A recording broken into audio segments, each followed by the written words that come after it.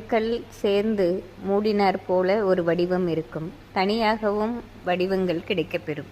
ஒவ்வொரு கல்லிலும் வஜ்ரகீடா என்னும் பூச்சி ஒவ்வொரு விதமாக ரேகைகள் பதித்திருக்கும். நமக்கு கிடைக்கும் கற்களை நாம் ஒரு கற்கள் வாங்கி வந்து வைத்து பூஜை செய்தாலே போதுமானது. அதிக சால கிராம கற்கள் கிடைத்தாலும் நாம் அனைத்திற்குமே அபிஷேகங்கள் பிரம்ம முகூர்த்த வேளையில் செய்வது சிறப்பாகும். ஒவ்வொரு கல்லிலும் நாராயணர் ஒவ்வொரு உருவத்தில் அமைய பெற்றதாக கூறப்படுகிறது. இந்த சால கிராம கல்லானது நம் வீட்டில் வைத்து பூஜை செய்ய மிக சிறப்பானதாக கூறப்படுகிறது. முன்பெல்லாம் இது வடநாட்டில் மட்டுமே அதிகம் கிடைக்க பெற்றது. இப்பொழுது நம் நாட்டு கோவில் கடைகளிலும் சால கிராம கற்கள் கிடைக்கின்றன. இவற்றை நாம் நல்லதொரு நாளில் வாங்கி வைத்து தினசரி வீடுகளில் பிரம்ம முகூர்த்த வேளையில் இதற்கு அபிஷேகம் செய்வது மிக சிறப்பானதாக கூறப்படுகிறது.